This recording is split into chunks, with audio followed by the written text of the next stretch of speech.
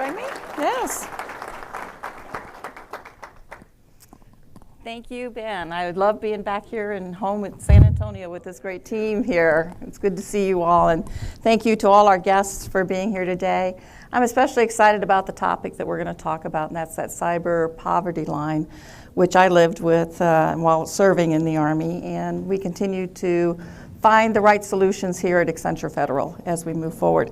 And so with me is our guest, Mr. Gus Hunt, who leads Accenture Federal cyber strategy for us, and most recently served in the government as the Chief Technology Officer for the CIA. So someone that's truly qualified to help us lead this effort across as we go forward. As I was talking to Gus earlier about the cyber poverty line and what it means, it is something that I think we as a community have to tackle soon and put our resources towards. It's an environment of have and have-nots as we think about who can afford to do the cyber work at the level it needs to be done, and those organizations that do not have the resources. And we all know we're only as secure as our weakest link as we go forward. So let me give you just a couple statistics as we go forward on this. In 2018, a report from the Office of Management Budget and Department of Homeland Security found that 3 out of 4 federal agencies have cybersecurity programs at risk today.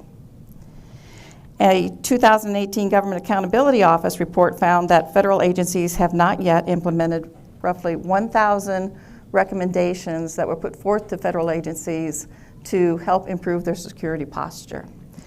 And as the past CIO G6, I think about that, and I remember getting these mandates and these instructions to go do these things.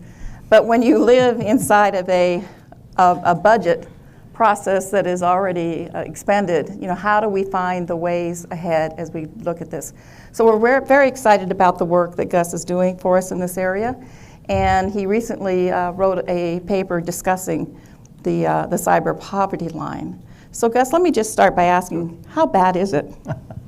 Well, in my book, it's actually really bad. And it's getting worse as things go ahead. And the reason for this is pretty straightforward. If you look at what's really been happening in the cyber world, particularly cyber attacks, the adversary has learned that they don't have to attack you directly, if you're really good. What they do is they attack you through somebody else who you do have a business relationship with. And this first emerged through the Target HVAC vendor relationship, several years ago. But just most recently, the penetration of the electric power distribution control grid, which is an air-gapped environment, was the result of the fact that the adversary, a nation state, went after their third-party support vendors and inserted malware into their equipment they use to do maintenance. And then when they plug their equipment into the air-gapped environment, that's how they managed to jump the air gap here.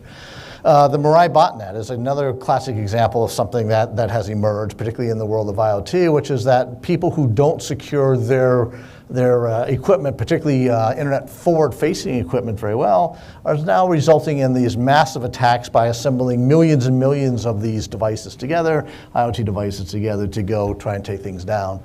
And then if you think about it from a DoD perspective here, you've got things like the Mudcarp report that we recently issued, where the attacks were not directly at the Navy. Mm-hmm. The attacks were through the people supporting and doing research for the Navy, right?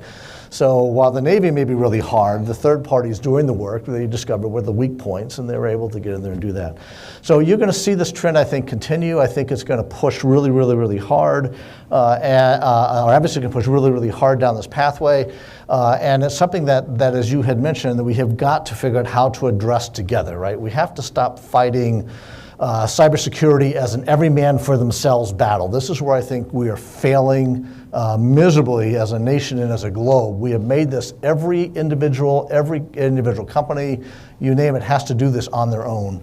And we have to get to solutions that solve that problem. Yes, I like that. And in fact, you made a reference to the devices on the Internet of Things. Gartner just recently released a report where they're predicting over 20 billion devices to be connected on IoT by 2020. So you already are recognizing a problem. Yeah. How are we going to go after something at that magnitude? Well, so first off, that's the thing that scares me the most, because what's going to happen is that while there's roughly 7 billion connected devices prior to IoT that were out there, now we're talking 20 billion by 2020. Yes. There are people that are predicting by 2025, 2030, there may be 700 billion of these devices out there. And what's happened is that the manufacturers, all around the globe, this is a big rush. This is the big gold rush, right? So make something smart means make some money. So if I have my internet connected toaster so that I know when my toast pops up and it's ready and it's done while I'm blow drying my hair in the morning, whatever it's going to be, I can go down and take care of my toast while it's still hot, right? You know, so you're going to see this emerge everywhere.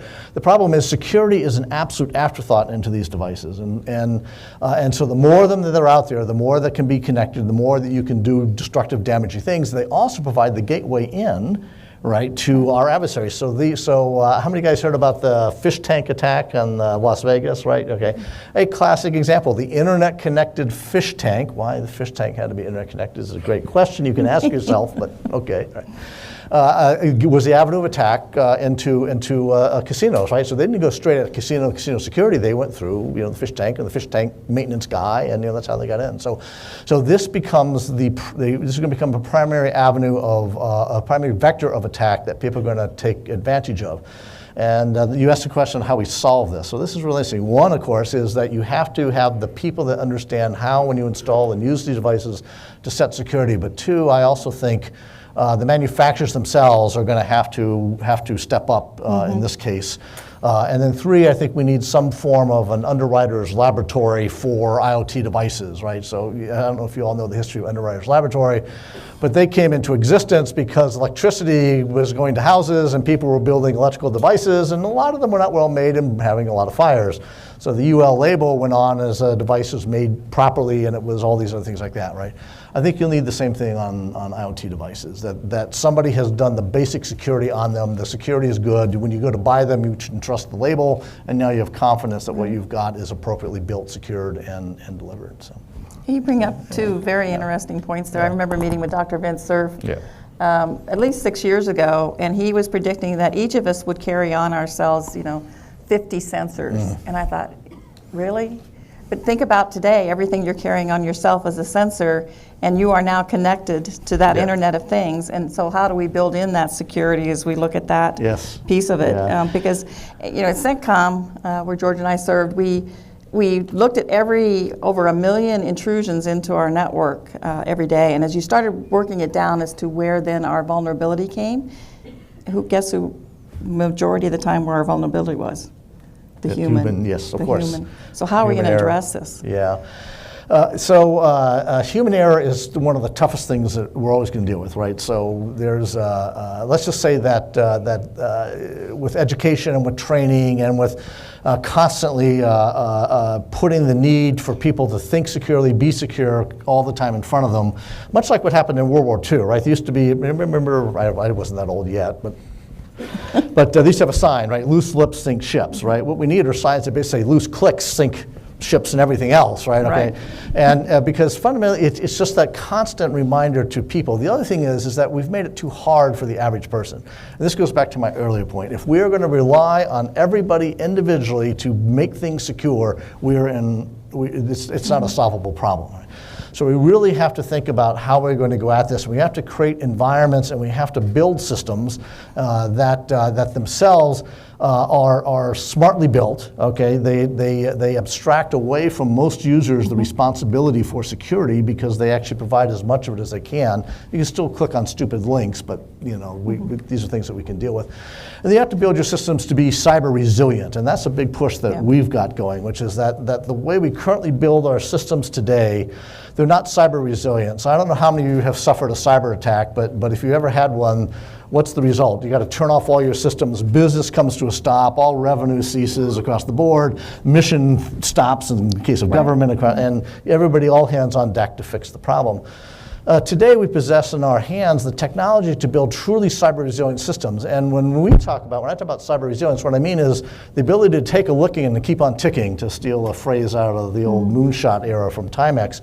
But it really is lessons taken out of the Bible of cloud technology applied in the cybersecurity realm that allow mission and business to continue to operate despite suffering an adverse cyber event. We know how and we can deliver and build systems that are designed and built to work in this manner today. Right? And this goes to IT modernization. Right? So as the government looks to modernize the systems going forward, one of the key things I think that they need to do, and that we as their support folks who are building these things for them, we really have to take into account that we're going to build them to maximize cyber resilience as they look to the future. Yeah, that's very important. We're working with a new client, and they didn't ask for a capability, but we have worked with them since that says, look, you have to bake security in from the beginning, and we all understand that. But so the government is more and more looking at small businesses because of their niche capabilities.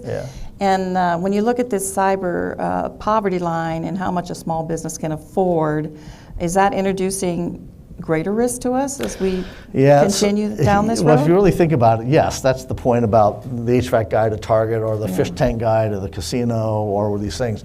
Is that if you look at the U.S. government and look at DoD in particular, for example, right? We've had this. I can't remember the numbers, either more than 60,000 or 6,000. I think it was 60,000. DLA has more than 60,000 small businesses, small, medium-sized, mom and pops, things like that they have to do business with. And the hardest thing is how do you get some form of assurance of security when you have to deal with a population that large? And that doesn't even include those that, when you think about small business set-aside, that happens across all DoD and all of government, so that you engage with small businesses. A very, very important thing to do. But do these people actually have the wherewithal, right? Can they afford the talent? One of the biggest issues in this is that it's a very complex space, and talent, as we know, is scarce and expensive, right? And getting more so. In fact, a lot of the processes we use, this every man for themselves model, is, while not responsible for the shortage, certainly dramatically exacerbates the shortage because we're all bidding for the same limited talent pool, and we're driving the prices up for the talent. These are great for the kids. Who's from UTSA? Anybody? These are great for your kids. Coming out of college, wonderful place to be. Guaranteed employment for life, right? Okay, but it really doesn't. It's not scalable and it's not workable as we head into the future, right? And so this is where things like managed services come into play. So that's one of the reasons we're here in San Antonio, is we're trying to provide managed services both to our federal clients and to our commercial clients, so that they don't have to worry about. Let's phrase it this way: it is not core business, right, for most folks to be doing cybersecurity. So much like what happened in the world of the cloud, where people began to learn that running infrastructure isn't necessarily core to my business. Let me turn that over to somebody else to run, right? That's why at CIA we pushed, the cloud deal, C2S, things like that.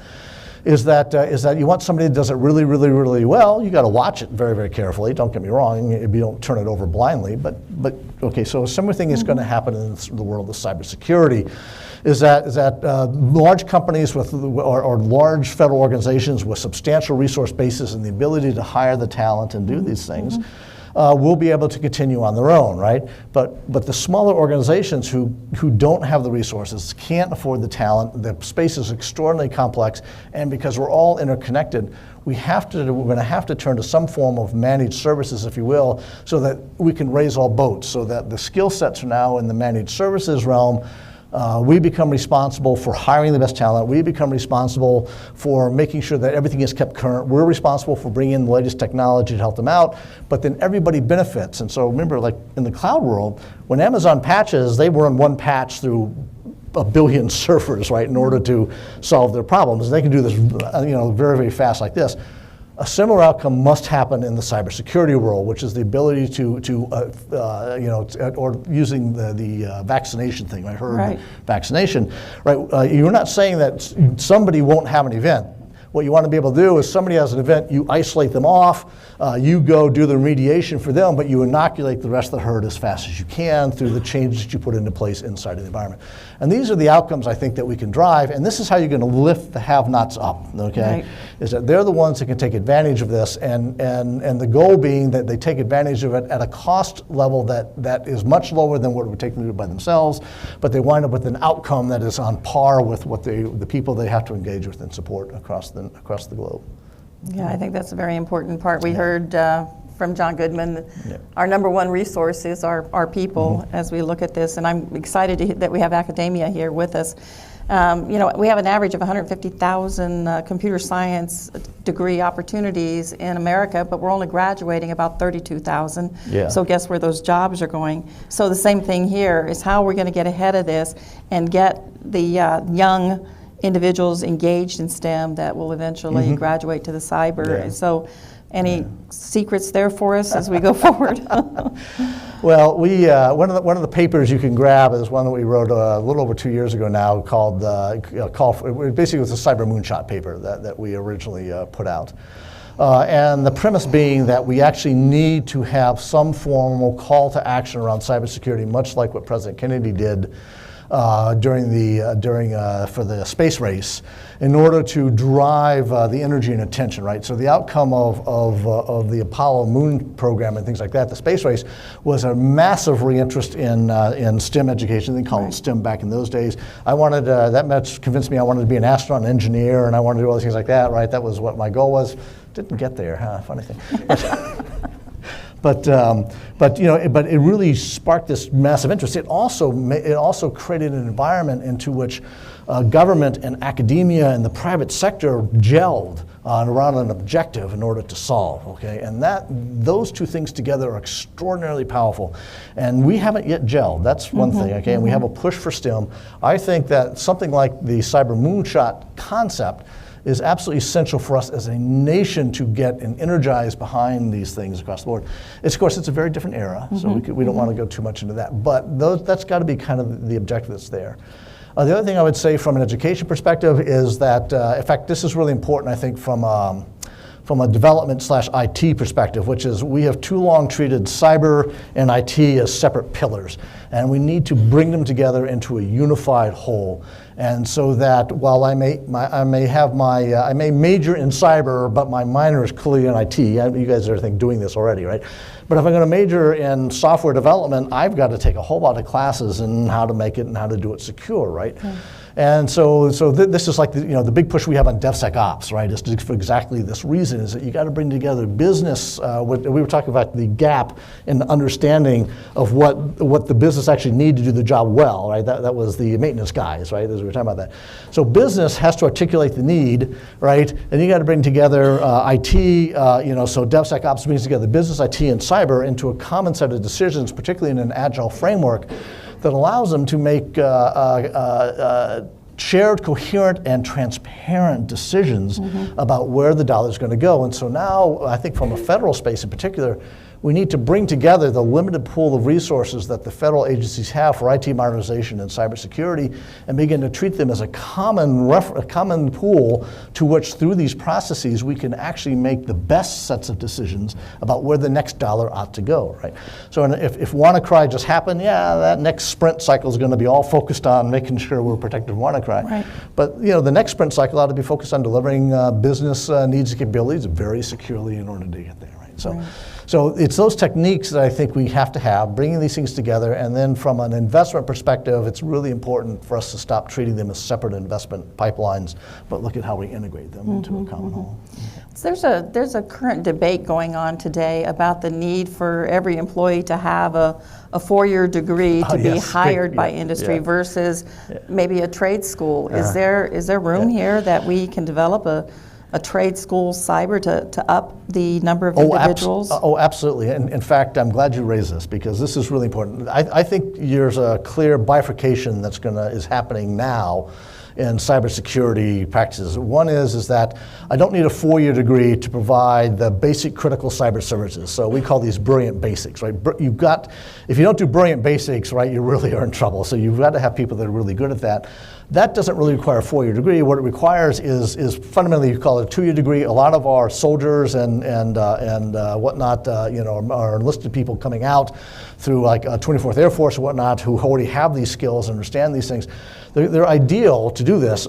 They just need a education framework that is very agile, adaptive, and continuous for them, that makes it easy for them to consume, learn, and apply, given the velocity of the changes happening in the space. And then the other big shift, I think, is the fact that you're going to see, you're going to have to drive together cyber IT and AI and machine learning. In other words, these guys are going to have to come out with not just 4-year degrees, but maybe 6, PhDs or masters or PhDs even, because the ability to apply AI really effectively in the cyberspace is hard. It's very, very hard as people are learning. And in order to understand what's happening and what's going on, you're going to have be able to understand both sides of these things, right? So they may not be the statistics experts, and that's the PhD, a statistician that's going to understand how to do all the math, but they certainly have to understand what it means to do it. They have to be able to articulate the problem and then be able to work side by side with those that have that. So that, I think, is going to be the big shift in the 4-year degree program, which is this integration, not just IT and cyber, but the AI aspects of this as well, too. Yeah, very interesting. So you meet with a lot of federal leaders, especially our clients as we go forward. What do you hear from them as their number one concerns, or 2 or 3, and what are they sharing with you as to what we can help solve as we go forward? So you mentioned this earlier. The money thing constantly comes up. Okay, and I'll tread back to this just slightly, because I don't buy the money thing a lot. Okay, driving transformation is hard. It doesn't necessarily require billions of dollars of new investment. What it takes is a coherent focus and strategy that you're going to work on over a multi-year period as a journey, as opposed to trying to solve the problem on the Big Bang all at once. I just answered that part of the question.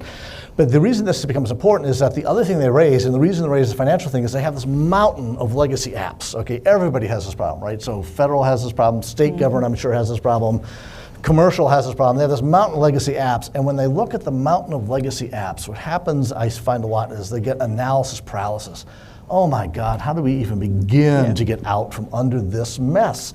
All right, and what they have forgotten is that you got to this mountain of legacy apps one step, one app, one data set, one whatever at a time, right? And they just built up over time.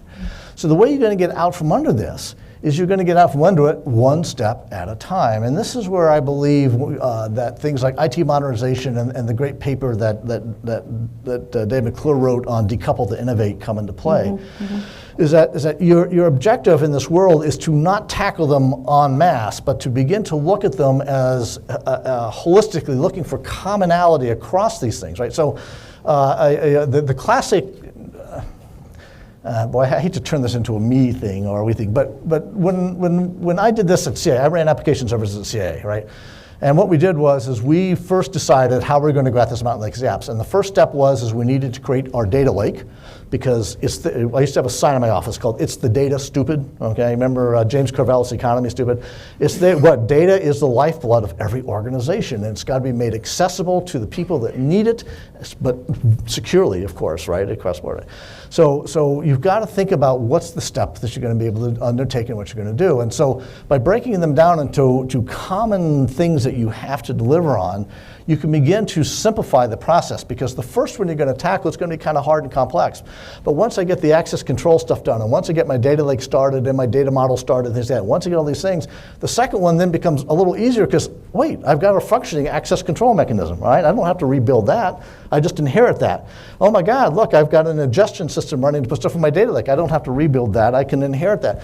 So the second one becomes a little easier. Then the third one becomes easier. Then the fourth one, you see what I'm saying, becomes easier. And so what happens is it's the getting started. The next thing after getting started, as I said, is you have to keep a focus on it, and this is a multi-year focus. So the journey, I don't think any organization can do this in under 5-7 years, right? You really have to look hard. You get your big ones out of the way, but you're always going to have this small, I shouldn't say small, you can have a giant puddle of other legacy apps that you're going to decide whether you want to roll. And then finally, if you embrace the cloud, which is where I think we need to go, because in fact we even talked about that, but cloud is You can think about cloud as an efficiency play.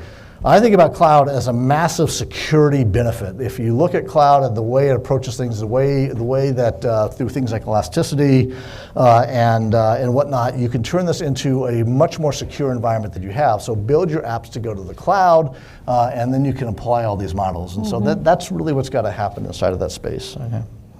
Yeah, that's very interesting. And I was just imagining as you were talking that you were sitting down advising the Secretary of Defense how to go after this with all of the reports that he's been handed. And now we have got to do the scorecards and talk about the ways ahead as we move forward. That is that something that how can we convince them that we got to do this jointly and gain the efficiencies and effectiveness across the services, if you will? And even other federal agencies that are in support of the Department of Defense. Yeah. So I left out two things in my previous answer, but this will answer that question. One is access to talent. Talent's always a short problem. They complain about that. But the other is the change management. And that's what you're talking about. Right, right. And driving change management is really, really, really difficult in every organization that exists. And so the lesson that I learned on change management was that you'll have those that will embrace what you're trying to accomplish and want to succeed, and those are the people you engage with first. If you have a real naysayer out there, somebody that's got their feet dug in and they're not going to do it, butting your heads against that is a losing proposition. So you want to go for what you call it low-hanging fruit, call it what you want, but the fact is that once you have a success with one group, then you have a success with another group. Eventually, the naysayers come around and say, well, wait a second, this is kind of dumb, why are we, and they begin to learn. And if there are issues like security is often tossed up as the single reason why I can't possibly do what we just described. Right. Okay. Right. I just can't do it. Our data is too sensitive. My mission is to this. And all of a sudden they begin to see that, wait, this new world that you're building is much, much, much more secure because you have transparency into every touch of every piece of data by any individual, by any system, by any service, into the environment. I can see everything that's going on, okay? And I have that absolute transparency. They're hidden away in a closet and they don't have a clue what's actually happening inside of their environment. Right. So dealing with it is really tough. So change management, I will not kid you, that is probably the single hardest thing you're going to undertake. And you got to remember that in the mechanism, the things we're talking about, is you're going to break a lot of rice bowls. And so in breaking of rice bowls, you will get a massive set of resistance going forward by different folks, right. To these things. And so a classic example, just from my personal past, was when you go into the cloud. We had people that ran our data centers, right? We had so much storage that there was a senior executive officer managed the complete storage environment, things like that, right? For the organization at large. And these are people whose jobs are going to be dramatically affected because suddenly I don't need an SCS managing storage. What I need is a really smart GS 1415 who can work with Amazon and keep track of what's happening inside the space and make sure our S3 buckets are all locked down and all those other things like that, right? And so you really tear down what are some of the old constructs, but you all have to remember that this is the history of IT. All right? We are just repeating it again. I first went to work for CIA in the mid 80s. They still had tape loaders. These are men and women that physically went to the tape room, pulled out a tape, went to the IBM mainframe and mounted it so it could run. Okay, do you know how many of those we have left anymore? In fact, they were gone back before the 90s hit. And so we go through these cycles of change constantly all the time, and people forget that, right? And we're just at this cusp, I think, of a massive change. In order to enable us both from a mission perspective to do things better, but also from a cybersecurity perspective by applying these things that with cybersecurity in mind from the get-go, we can create environments, secure environments that you couldn't possibly dream of inside of your legacy data centers or your vertically integrated silos of excellence is what we used to call them, right? So these apps that are completely self-contained and completely vertical. Yeah, I recently spoke at an event and I said, a lot of these problems are going to go away when the first generation X person becomes the COG6 of our services, because they're going to look at us and go, why are you even thinking that way as we go through that. So I think that time is going to be important, and that generation is going to make the difference for us because they grew up living in this environment. But as you said, it's click it, and I like how you said that. Loose clicks sink ships. That's right. That's right. Yeah. I like that piece of it. So as we're Yeah. going forward Yeah. and wrapping up this great discussion, you all can see why we're so honored to have Gus on our team and the strategy that he's putting forward for us. So as we look back to those statistics that Yeah. I started with the GAO Yeah. report, the OMB report, what can we do from industry side, from academia, to help solve some of these problems? Yeah. So being a little bit repetitive, fundamentally, as we engage, you can't solve all those at once. There's no big bang approach. What's it, Pixie Dust? Whose commercial was that? That wasn't Accenture, that was somebody else. But anyhow, but you all remember these things. There's no single set solution, right? So again, it's a journey, and you have to begin to address them one at a time. I would go and do some sort of risk analysis / strategy plan where you can prioritize the ones you want to be able to go after. But I would do it in the way that allows us to take each individual agency on this journey themselves to begin to decompose these things into constituent parts and services, get them into the cloud, drive them into a much better resilient state across the board, apply, bring to bear DevSecOps and Agile development if they haven't already adopted those things so that we can get complete transparency on the spend on these things like that, right? And then fundamentally enable them to begin to shift the game within, as close to within the budget resources that they've already got, right? They're already getting IT modernization plus up. Right, there's federal guys. I'm sorry, if you are state guys, I don't know if you get this or not. So, but to do that, and again, what typically tends to happen in those cases is, as I said, the first one's hard, the second one's easier, and actually you can begin to do cost recovery because it's cheaper to fix the second one than it was to fix the first one, and then things begin to snowball and begin to roll. As far as, and then I think the big key again is a focus on building for cyber resilience. We need to build these things in a way that deliver an outcome that enable our missions and our businesses to continue to function despite suffering an adverse cyber event. Again, I will stress that everything you need to do this exists today. Okay? There's nothing out there that you don't have. What we need to do is put them together in a way that delivers resilience. Right? What we build these as little individual separate pieces to go. Right? From the academia side, which is I think the most fascinating part of this thing, is what I mentioned before. They're all interrelated discipline and teach them that way. Right? Enable. While people want to focus on various aspects of it, it's a requirement. Okay, to get things done. If you're not teaching DevSecOps and Agile development inside of the schools and things like that, must do so. Okay, that's an absolutely essential thing you got to be able to do. Okay, provide for continuing education and make it easy access for continuing education, particularly things like micro courses for like WannaCry, right? That shouldn't take a massive course. So how do I do this?